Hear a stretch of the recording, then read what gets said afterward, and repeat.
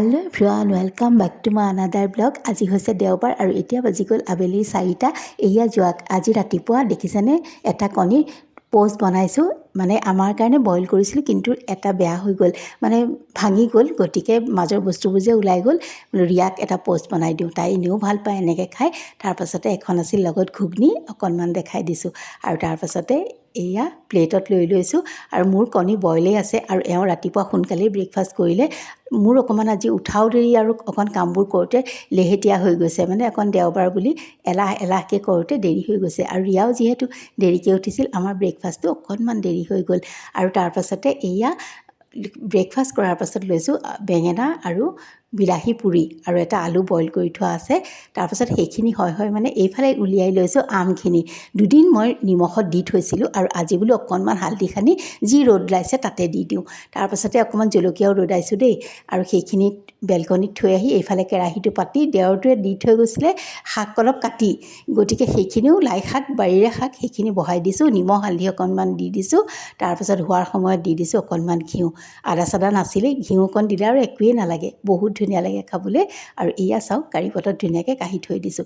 তাৰপাছত এওঁ আকৌ ওলাই গৈছিলে, আহি পালে মোৰ ইফালে ভাত হোৱাই নাই, গতিকে অকণমান দি দিছোঁ আখৈ গাখীৰ, কালি দৈ পাতাই নহ'লে, আৰু এটা কল।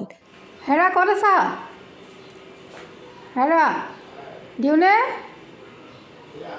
অঁ, যিহে গৰম, এওঁক আৰু বাহিৰত টেবুললৈ মাতি থকা নাই, ফেনৰ তলতে দি দিছোঁ জলপান। তাৰপাছতে কাটি লৈছোঁ আমাৰ এয়া ফ্ৰুটছ অকণমান বোলো খাই লওঁ। হেল্ল' এভৰিৱান, এতিয়া মই আছোঁ কিটচেনত আৰু বনাইছোঁ শাকৰ ভাজি, বেঙেনা আলু পুৰা পিটিকা, আৰু এতিয়া বনাম এটা ভাপত দিয়া পিঠা। দেখি আছোঁ এইকেইদিন বনাই আছে মানুহবিলাকে, বোলো অকণমান ময়ো ট্ৰাই কৰোঁচোন কি হয়। একদম ইজি, আপোনাৰ মানে লগত আপোনালোককো লৈ লওঁ ব'লক। তেনেহ'লে আমি এতিয়া পিঠাটো ট্ৰাই কৰোঁ। পিঠাগুড়ি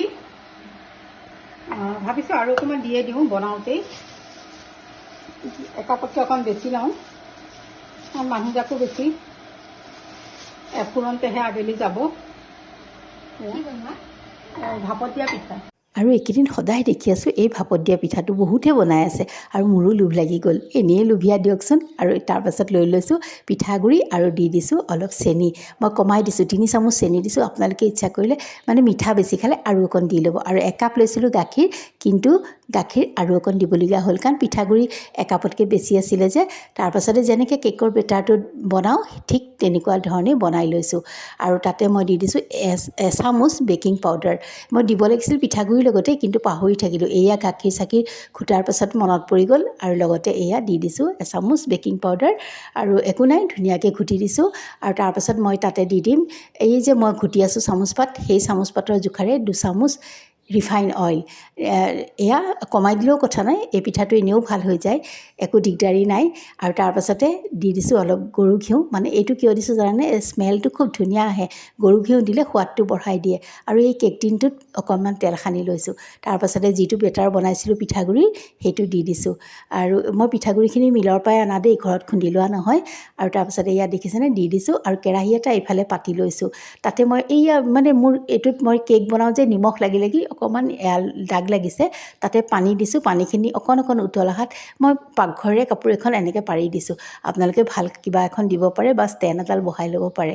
আৰু এয়া তাৰপাছত এই কেক টিনটো দি দিছোঁ, প্লেটেৰে ঢাকি দিছোঁ দেই, দেখুওৱা নহ'লে।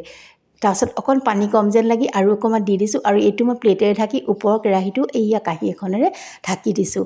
আৰু তাৰপাছত 10-15 মিনিট, টাইমটো ঠিক মই নেচালোঁ, কিন্তু 15 মিনিটৰ বেছি মোক লগা নাই। এয়া মোৰ ভাপত দিয়া পিঠা ৰেডি হৈ গ'ল। ইমান টেষ্টি হৈছে, খাই চাইছোঁ আকৌ দেই। তাৰপাছতহে ভিডিঅ'টো এয়াৰ এডিট কৰিছোঁ, আৰু খুবেই টেষ্টি হৈছে খাবলৈ। আপোনালোকে ট্ৰাই কৰিব পাৰে যোনে যোনে নাজানে বা খোৱা নাইকিয়া। ময়ো কিন্তু এনেকৈ খোৱা নাছিলোঁ দেই, গুড়েদি বনাইছিলোঁ, ভাপত দিয়া নাছিলোঁ, চচ পিঠা হিচাপে খাইছিলোঁ। আৰু এয়া আজি ভাপত দিয়া পিঠা ধুনীয়াকৈ মোৰ ৰেডি হৈ গ'ল। আৰু কাটি পেলাই ধুনীয়াকৈ ভৰাই থৈ দিওঁ, আবেলি চাহৰ লগত এনজয় কৰিম, হয়নে নহয় বাৰু কওকচোন। আৰু পিঠা হয় মানে এইফালে টেবুল ৰেডি কৰিব হৈয়ে গ'ল নহয়, 1:30টাই বাজিব হ'ল। এয়া মই বেঙেনাৰ বিলাহীৰ পুৰা পিটিকা, শাকৰ ভাজি, এখন লেবৰা, তিতা কেৰেলা ভাজি এনেকৈ ৰেডি কৰি লৈছোঁ। তাৰপাছতে ৰিয়াক বোলো যাচোন অকণমান, ইয়াত ভাত দিয়াৰ পাছত দেখাই দে, তাই কৰিলে এয়া এনেকৈ পঠালিকৈ মানে চিধাকৈ ভিডিঅ'টো, গতিকে ফটোবোৰ এনেকুৱা আহিছে। মাছৰ ভাজি আৰু মাছ লৈ আহিছিল জায়ে, মই নিৰামিষখিনি বনাইছিলোঁ আৰু দেওবাৰে আমি একেলগে এনেকৈ খাওঁ যিহেতু তাই মাছ বনাই আনিছিলে, মাছৰ টেঙা।